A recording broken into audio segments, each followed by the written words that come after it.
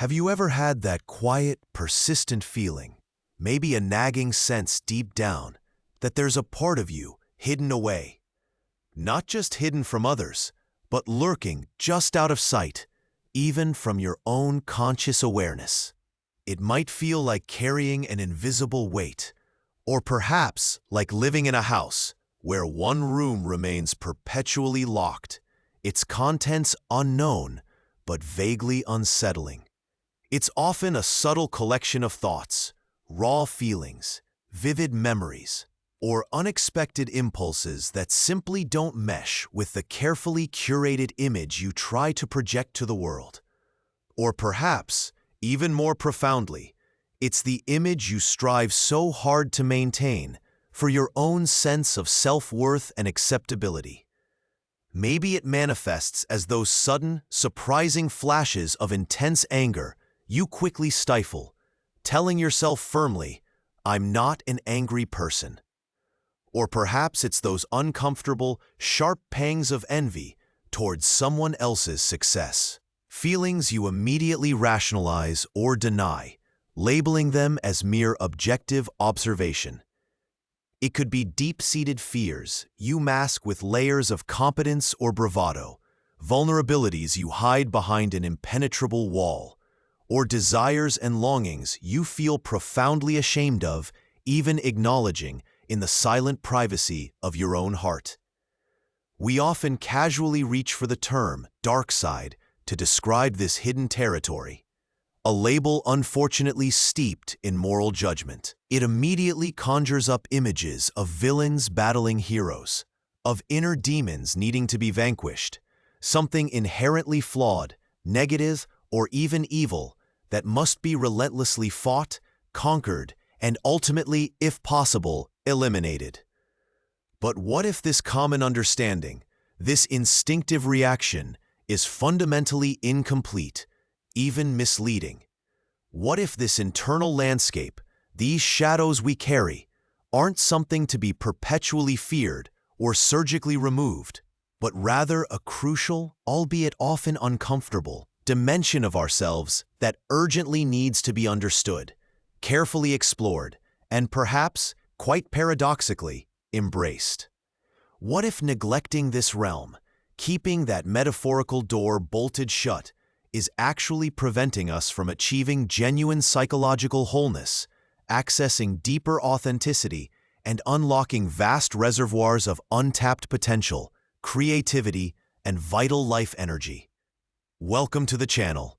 Today, we're embarking on a more extensive, deeper exploration into the fascinating, often challenging, yet profoundly rewarding territory of the shadow self.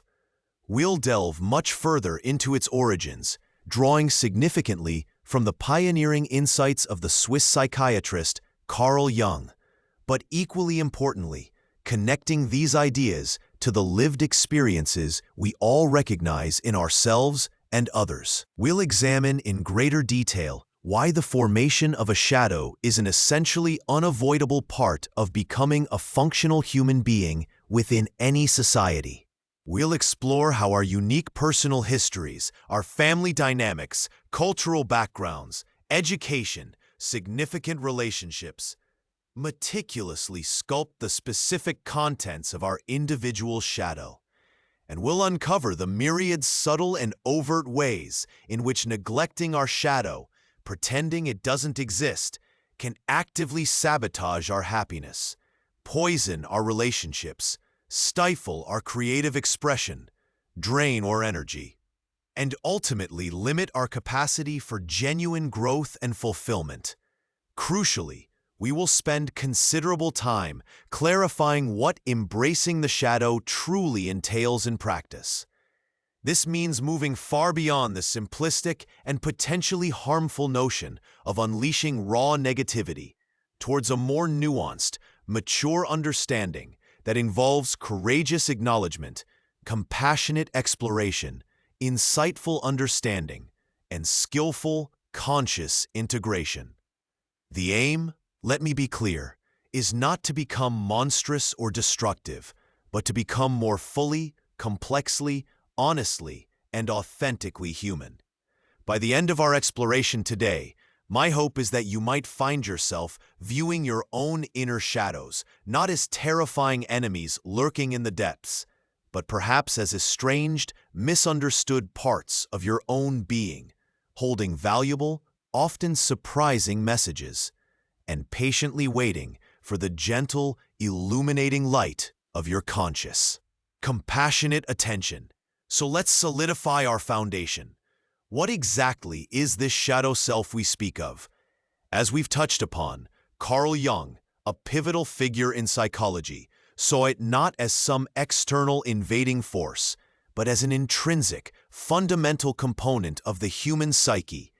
It represents the sum total of all the unconscious, unknown, disowned, denied, or actively repressed aspects of our personality. It encompasses everything about ourselves, our thoughts, our feelings, and our innate traits, our dormant potentials, our instinctual drives. These are the parts that we fail to see, deliberately choose to ignore, or forcefully push out of conscious awareness because they clash with our conscious sense of self, our ego ideal, and particularly the social mask Jung famously termed the persona. Think of the persona as your psychological interface with the world, your collection of social roles, and the corresponding behaviors you adopt. It's the competent professional you are at work, the supportive friend, the responsible parent, the easygoing neighbor. These roles are constructed, consciously and unconsciously, from traits and behaviors deemed acceptable, desirable, and advantageous for navigating the intricate demands of our social environment. Having a flexible and functional persona isn't inherently bad. It's generally necessary for functioning within society. However, the shadow becomes the inevitable byproduct, the dumping ground for all the raw material that doesn't fit these carefully crafted public identities.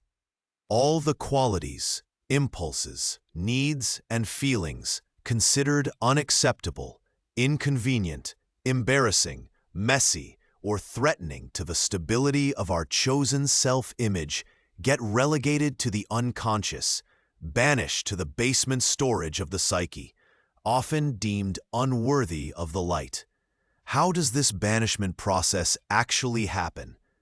It's a natural, almost automatic consequence of growing up and becoming socialized within any human group. From our earliest moments, we are immersed in a continuous stream of feedback from our environment. We learn through smiles and frowns, hugs and scoldings, words of praise and sharp criticisms, experiences of inclusion and painful exclusion. What parts of our spontaneous self-expression are welcomed and elicit positive responses, and what parts are rejected, punished, or ignored? We receive positive reinforcement for being perhaps polite, cheerful, compliant, generous, hardworking, tidy, maybe emotionally contained, depending heavily on the specific values of our family and culture. These approved traits are then readily incorporated into our developing ego identity and become the primary building blocks of our persona. Conversely, when we express other facets of our innate human nature, maybe intense rage when our needs are blocked, inconsolable sadness when we experience loss, paralyzing fear in the face of perceived danger, moments of simple laziness or understandable selfishness, strong-willed defiance against perceived injustice, disruptive or unconventional creativity, messy vulnerability that makes others uncomfortable, or even positive qualities like fierce intellectual curiosity that might be labeled arrogant or nerdy. We might encounter criticism, shaming, punishment, ridicule, invalidation, or simply the painful withdrawal of affection and attention. We learn very quickly, often at a pre-verbal level, that expressing these parts leads to pain, disconnection, or disapproval. Thus, in a deeply ingrained effort to maintain those vital attachments, to feel loved, accepted, and fundamentally safe within our social ecosystem, we begin the unconscious process of psychological fragmentation. We start to disown, deny, or actively repress those parts of ourselves associated with negative feedback. We push them down, lock them away, sometimes constructing elaborate justifications or narratives to convince ourselves, that's not really who I am. We might develop defense mechanisms like rationalization, denial, or intellectualization to keep these uncomfortable truths at bay. But these rejected fragments, these exiled parts of our potential wholeness, don't simply evaporate. They retain their energy, gather force in the unconscious, and coalesce to form the complex, dynamic, and often highly emotionally charged structure we call the shadow. And let's strongly re-emphasize a critical point that is frequently misunderstood. The shadow doesn't solely contain what society conventionally labels as negative or undesirable. It can absolutely be a hidden treasure chest holding immense positive potential, valuable strengths, and unique talents that we were actively discouraged from owning or felt profoundly unsafe expressing in our formative environments.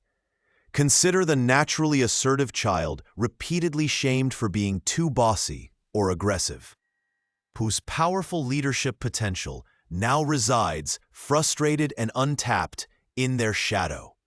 Think about the highly sensitive and intuitive individual ridiculed for being too emotional or thin-skinned, whose extraordinary capacity for deep empathy, artistic expression, and nuanced connection, it's suppressed and relegated to the shadow, viewed internally as a dangerous weakness. Imagine the budding artist or musician whose passion was consistently dismissed by pragmatic parents as a waste of time or unrealistic. Their creative fire now banked low, smoldering resentfully in the shadow. Even fundamental human capacities, like healthy aggression, necessary for self-protection and setting firm boundaries, or the deep vulnerability required for true intimacy and connection, can be exiled to the shadow if our early environment couldn't tolerate or mirror them appropriately. Therefore, the shadow holds not just our perceived demons, but very often our unclaimed gold. This includes our undeveloped strengths, our stifled creativity, our dormant passions, our rejected sensitivities, our essential life force.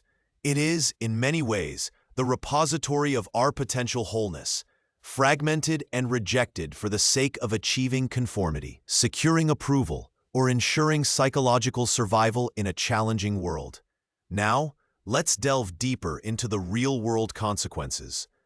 What truly happens, psychologically, emotionally, and behaviorally, when we maintain this internal split, when we steadfastly ignore, deny, or project these hidden dimensions of ourselves? While it might create an illusion of control, a feeling of presenting a consistent and acceptable face to the world, the internal pressure often builds inexorably. The neglected shadow inevitably finds ways to leak out, erupt, or exert its powerful influence, often in ways that are destructive, perplexing, or deeply painful. One of the most pervasive, significant, and ultimately revealing ways the shadow makes itself known is through the unconscious defense mechanism of projection. As we've discussed, this is where we unconsciously take our own unacknowledged and unacceptable inner realities, like feelings, thoughts, motivations, judgments, traits, even potentials, and attribute them to other people or external groups.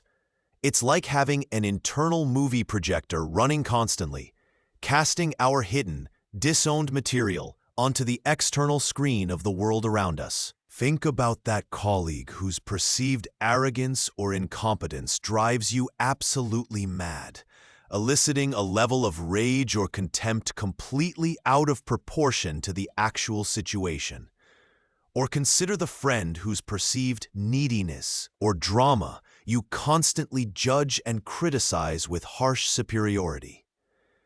Or perhaps there's a public figure whose perceived hypocrisy or corruption makes your blood boil with self-righteous fury. Jung strongly suggested that the intensity of our emotional charge is the crucial clue. When we react with extreme obsessive judgment, irritation, fascination, or even intense idealization towards a quality in someone else, it's highly probable we are projecting an unowned aspect of our own shadow. We project our disowned greed onto the materialistic neighbor, our denied insecurity onto the arrogant boss, our repressed sexual desires onto the promiscuous celebrity, our unacknowledged anger onto the aggressive protester. Even positive projections happen. We might intensely idealize a guru or mentor, projecting onto them our own disowned wisdom, power, or spiritual potential, sometimes called the golden shadow. Recognizing our projections, noticing who and what triggers us most intensely, both positively and negatively, becomes an indispensable doorway into understanding the specific contents of our own hidden inner landscape. Beyond the complexities of projection, an unintegrated shadow frequently fuels insidious patterns of self-sabotage. Those neglected energies, those ignored needs, those disowned parts don't just lie dormant indefinitely in the psychic basement. They bang on the pipes, they rattle the windows, they create disturbances, and sometimes they stage a full-blown rebellion, breaking out in uncontrolled and damaging ways.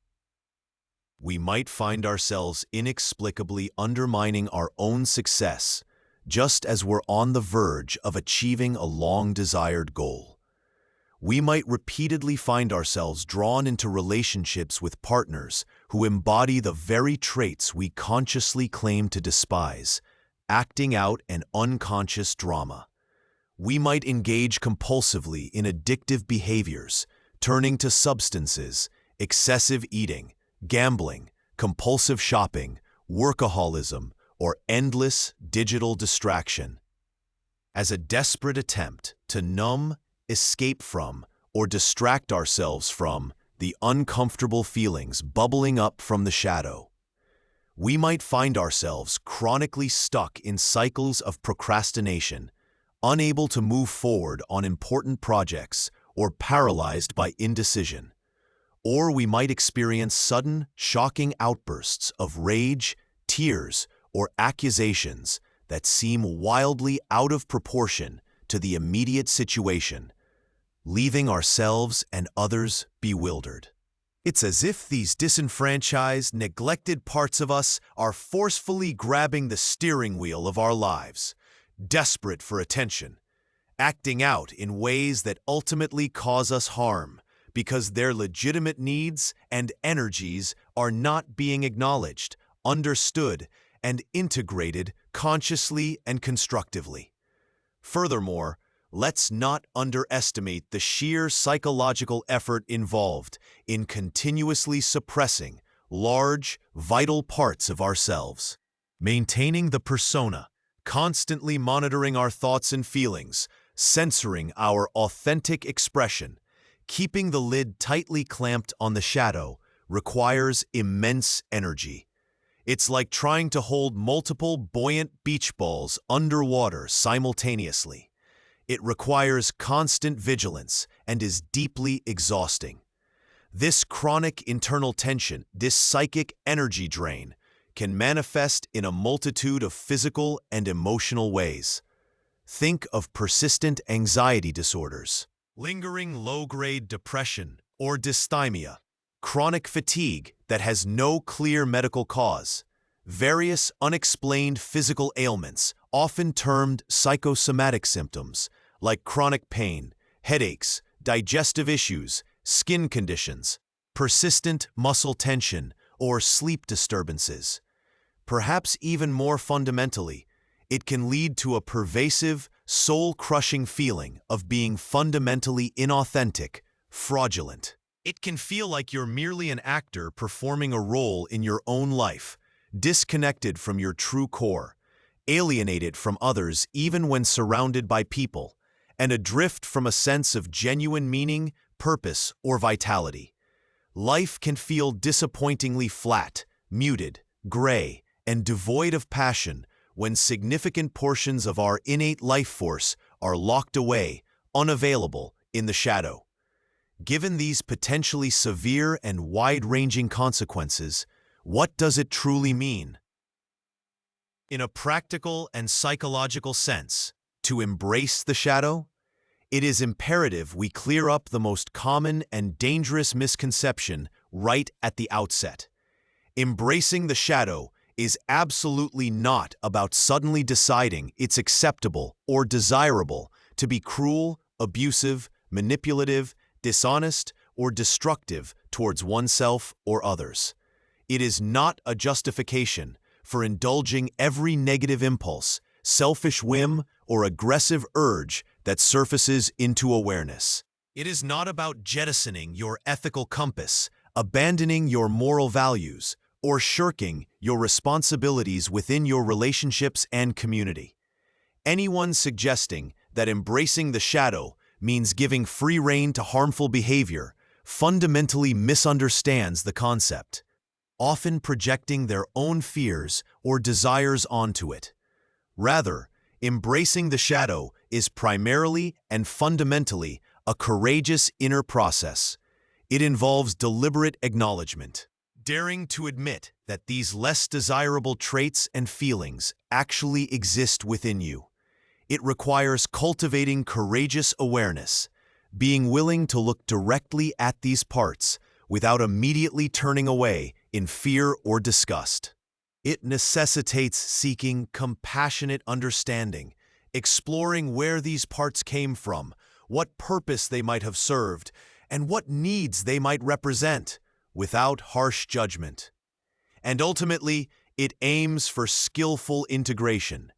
This means finding ways to bring the energy and wisdom held within these shadow aspects back into the wholeness of your personality in a conscious, constructive, and life-affirming way. It means finding the inner fortitude to metaphorically unlock that dusty, hidden room, switch on the bright light of consciousness, and be willing to truly see and engage with what's really there. This isn't done with the intention of being horrified or unleashing chaos, but with the intention of understanding, healing, and reclaiming lost parts of yourself. It's about asking with genuine curiosity, okay, this uncomfortable feeling, this dark thought, this unacceptable trait, what is its story? What is it trying to protect me from? What valid need is hidden beneath its distorted expression? How can its energy be channeled more healthily? Think of it perhaps through the powerful metaphor of alchemy. The ancient alchemists sought the legendary philosopher's stone to transmute base metals like lead into precious gold. Shadow work can be seen as a form of psychological alchemy. We take the base, rejected, seemingly worthless raw material of the shadow, our fears, our anger, our shame, our greed, our vulnerabilities, and through the transformative heat of sustained conscious awareness and the universal solvent of deep self-compassion, we work to understand, purify, and transmute this raw energy. We aim to extract the hidden value, the potential gold, concealed within even the most difficult aspects. That raw, destructive anger, once consciously acknowledged and understood, might be transmuted into the focused, assertive energy needed to protect essential boundaries or to passionately fight for justice in the world. That paralyzing fear, once faced with courage and compassion, might transform into a source of profound wisdom, healthy caution, and deeper self-trust. That gnawing envy, once honestly decoded, might cease to be a source of bitterness and instead reveal a clear path towards clarifying and pursuing your own authentic desires, motivating constructive action rather than resentment. The ultimate goal is not the elimination of the base material, for these energies are part of being human. Instead, the goal is the conscious transformation of its expression into something valuable, integrated, and supportive of a fuller, more conscious life. It's about moving from unconscious reactivity to conscious choice and constructive channeling. So, how do we actually engage in this practical, often challenging, yet potentially liberating process of shadow work? Again, it's crucial to approach this as a personal journey, often unfolding over a lifetime, not as a quick-fix technique or a final destination to be reached. It requires unwavering commitment to honesty, considerable courage to face discomfort, immense patience with yourself, and above all, a foundation of profound self-compassion. Here are some established, practical approaches, expanded for greater clarity and application. First, significantly deepen your practice of rigorous, honest self-reflection, paying exceptionally close attention to your emotional triggers and habitual projections. Consider keeping a dedicated trigger journal. Whenever you experience a disproportionately strong positive or negative emotional reaction to a person, situation, news event, or even a character in a book or film, pause, take a breath. Ask yourself, what specific quality or behavior am I reacting to so intensely? Why does this particular thing provoke such strong feelings of anger, disgust, fear, shame, envy, or perhaps even obsessive admiration? Does this person or situation remind me powerfully of anyone or anything from my past, especially my childhood? What judgments, assumptions, or automatic thoughts immediately spring to mind? What underlying personal beliefs, unmet needs, or deep-seated fears within me might be being activated right now? Also, pay attention to recurring themes in your fantasies and daydreams. Notice your own slips of the tongue, those revealing Freudian slips, and become acutely aware of moments when you feel intensely defensive or self-righteous. These can all serve as valuable windows into unconscious shadow material trying to break through. Journaling remains a cornerstone practice, but take it deeper. Move beyond simply recording daily events. Engage in active written dialogues with different parts of yourself. You could write a candid letter to your anger, expressing everything you feel about it. Then, shifting perspective, write a letter back from the anger's point of view, allowing it to articulate its perceived function, its unmet needs, its raw truth, without your usual censorship. Try techniques like free association writing, where you let your pen flow continuously for 10 minutes about an uncomfortable feeling like shame or jealousy, without stopping to edit or judge. Explore the deep roots of your core beliefs and recurring shame triggers. When and where did you first learn that this feeling or trait was bad or unacceptable? Who were the key figures who taught you this, explicitly or implicitly? What are you truly afraid would happen if you allowed yourself to feel or express this part more openly? The primary goal here is to gently bypass the vigilant conscious censor and allow raw, authentic material from the unconscious to surface onto the page where it can be seen, acknowledged, and eventually understood. Mindfulness and meditation practices are not just helpful, they are practically essential for cultivating the necessary quality of non-judgmental awareness. Regular, dedicated practice trains your mind to observe the constant flow of thoughts, feelings, and bodily sensations as they arise and pass, without automatically identifying with them reacting to them impulsively, or condemning them. Through mindfulness, you learn to create a crucial inner space between stimulus and response. When a challenging shadow feeling, like intense jealousy, biting resentment, or deep inadequacy arises during meditation or daily life, you can develop the capacity to simply note its presence. Ah, jealousy is here. Observe its physical sensations in the body. Notice the accompanying thoughts and stories, with a stance of detached, compassionate curiosity, rather than being swept away by the narrative, acting it out destructively, or layering on secondary shame for feeling it in the first place. This consistent observation builds the inner muscle needed to contain and consciously manage powerful shadow energy. Do not neglect the wisdom offered by dream analysis. Dreams were considered by Jung and many depth psychologists since as the royal road to the unconscious.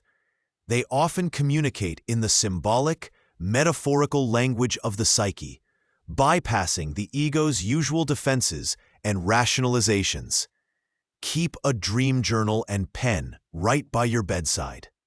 Make it a habit to record your dreams immediately upon waking, capturing even fragments, images, or feelings before they fade. Pay attention to recurring symbols, characters, especially those that frighten, fascinate, or anger you, as these are often shadow figures. Notice unfamiliar or bizarre settings and the overall emotional atmosphere of the dream. While professional interpretation can offer deeper insights, you can begin your own exploration by asking resonant questions. What does this specific symbol or image mean to me, personally? What associations does it bring up? If this dream character could speak directly to me, what message might it have? How does the core feeling or conflict in the dream relate to my current waking life challenges, anxieties, or aspirations? Dreams frequently present complex shadow material in symbolic disguise, offering invaluable, personalized clues for your integration journey. Learn to actively seek, receive, and courageously consider feedback from trusted, discerning others. While being mindful of projection is crucial, both yours and theirs, sometimes the consistent way others perceive us, especially those who know us well and have our best interests at heart, can indeed reflect aspects of our personality, particularly our shadow, to which we are genuinely blind. If multiple trusted, well-meaning individuals gently and consistently point out a specific pattern in your behavior, perhaps you tend to be overly critical, emotionally unavailable, excessively controlling, or chronically unreliable, it is worth mustering the humility and courage to seriously consider if they might be mirroring a part of your shadow you haven't yet acknowledged or integrated. This requires developing the capacity to listen non-defensively, to tolerate potential discomfort, and to reflect honestly on the feedback, even if it stings initially. Crucially, recognize that shadow work is often a gradual, spiraling process, and sometimes requires professional guidance and support. Don't expect or try to excavate and resolve your entire shadow complex in a weekend workshop or after reading one book. Be patient, be persistent, and most importantly, be profoundly gentle and compassionate with yourself throughout the process. This work can sometimes bring up surprisingly intense emotions, painful memories, or deeply ingrained, challenging patterns. If you find yourself feeling overwhelmed, destabilized, stuck, or uncovering particularly traumatic material, seeking support from a qualified therapist, counselor, or psychologist is not a sign of weakness, but a mark of wisdom and self-care. Professionals trained in depth psychology psychodynamic approaches, Jungian analysis, or trauma-informed care can provide a safe, confidential, and expertly guided container to help you navigate this complex inner territory, process difficult emotions safely, gain objective perspective, and integrate your discoveries in a way that promotes lasting healing and growth. Why, you might ask, should we undertake this demanding, sometimes uncomfortable, profoundly personal inner work? What are the real, tangible, lived benefits of courageously confronting and consciously integrating the shadow? The payoffs, while requiring effort and commitment, are often deeply transformative, richly rewarding, and fundamentally life-altering. Perhaps the most immediate and palpable result experienced by many is a significant, liberating increase in authenticity and personal congruence. When you gradually reclaim the vast amounts of psychic energy previously consumed by suppressing unwanted parts of yourself and meticulously maintaining a restrictive facade, that energy becomes available for living more fully, honestly, vibrantly, and spontaneously from your authentic core. You become less performative, less driven by the need for external validation or the fear of judgment, and increasingly more comfortable simply inhabiting your own skin, embracing your inherent complexities, paradoxes, and imperfections. There's an immense, often surprising, sense of relief, lightness, and freedom that comes from dropping the exhausting performance and allowing yourself the permission to be more truly, wholly you. This journey inevitably cultivates much deeper self-awareness and, crucially, fosters profound self-acceptance and self-compassion. As you courageously uncover the roots of your shadow traits, beginning to understand them not as random, shameful flaws, but often as understandable, even intelligent, adaptive responses to your past life experiences, unmet developmental needs, or family legacies, genuine self-compassion naturally arises. You learn to forgive yourself for not being perfect, for having limitations, for sometimes feeling difficult emotions. This radical self-acceptance significantly reduces debilitating inner conflict, eases the grip of chronic anxiety and toxic shame, and fosters a more stable, resilient, and internally generated sense of self-worth, one that is less dependent on the fluctuating opinions or approval of others. Your internal critic may soften its voice, replaced by a wiser, kinder inner guide. Consciously integrating your shadow has the powerful effect of dramatically reducing harmful projection onto others. As you learn to acknowledge, own, and take responsibility for your own capacity for anger, insecurity, greed, judgment, vulnerability, or neediness, you become far less likely to unconsciously and automatically cast these traits onto the people around you. Your perception of people becomes significantly clearer, less distorted by your own disowned internal material. This clarity naturally leads to less judgment, increased empathy, improved communication, greater tolerance for human imperfection in yourself and others, and ultimately, the possibility of more authentic, intimate, connected, and genuinely harmonious relationships. Furthermore, and this might seem counterintuitive initially, consciously engaging with the shadow often unlocks tremendous reservoirs of creativity, vitality, personal power, and passion. Repressed emotions, whether anger, grief, fear, passion, or even joy, contain immense psychic energy, potent life force. Similarly, Disowned desires and ambitions hold motivational power. When this trapped energy is liberated from the unconscious through awareness and acceptance, and then channeled consciously and constructively, it can fuel incredible bursts of creativity, inspire profound artistic expression, ignite passionate engagement with life and work, foster healthy assertiveness for setting clear boundaries, strengthen effective leadership qualities, and provide the focused drive and resilience needed to pursue meaningful goals, overcome significant obstacles, and live with greater purpose. You literally gain access to more of your own innate life force. Ultimately, the ongoing, dedicated commitment to shadow work is the core of the path towards what Jung termed individuation.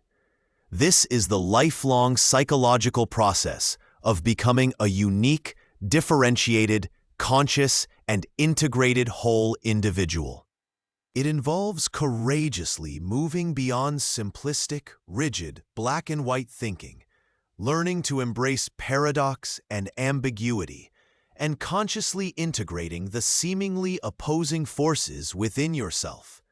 These include the conscious and the unconscious, the light and the dark aspects, the masculine and the feminine energies, the rational and the intuitive capacities, all brought into a larger, more complex, flexible, and resilient psychological structure. Wholeness, in this context, isn't about achieving some static, sanitized state of perfection. Rather, it's about developing the dynamic capacity to hold the inherent tension of opposites within yourself, to be fully, messily, beautifully human in all your multifaceted complexity, and to live a life that feels increasingly aligned with your deepest, most authentic nature. Therefore, the shadow self isn't some terrifying monster hiding in the basement, plotting your demise. Nor is it merely a source of shame to be perpetually hidden or eradicated. It is an integral, unavoidable, and potentially profoundly valuable part of your own intricate and unique human psyche.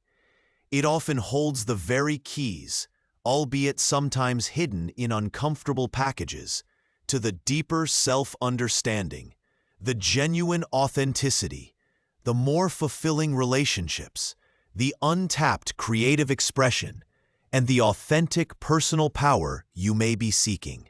It calls not for reckless indulgence in its raw, destructive forms, nor for endless self-condemnation. Instead, it asks for your courageous, sustained attention, your compassionate, non-judgmental understanding, and your conscious, dedicated effort towards integration and transformation. The journey into the shadow, when undertaken with wisdom and care, is not truly about descending into literal or metaphorical darkness. It is rather about the profoundly illuminating, courageous, and ultimately liberating act of retrieving the lost, rejected, forgotten, and exiled parts of your own being and bringing them home, welcoming them back into the unifying light of your own compassionate awareness. This is how we move beyond simply trying to be good, and instead embark on the richer, more meaningful journey of becoming whole.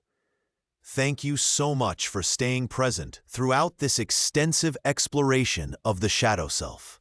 I sincerely hope it has offered valuable insights, perhaps sparked new questions, and maybe ignited a gentle curiosity about the hidden landscapes within your own inner world.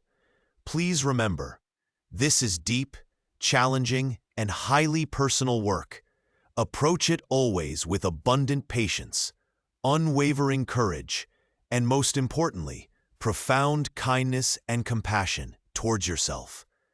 If you found this exploration meaningful or helpful, please consider liking the video and subscribing for more journeys into the fascinating complexities of the human mind. heart, and spirit. Until next time, stay curious, stay brave, be exceptionally compassionate with all parts of yourself, and perhaps take a quiet moment today to gently inquire, with an open heart, what potent messages or hidden treasures your own shadows might hold for you.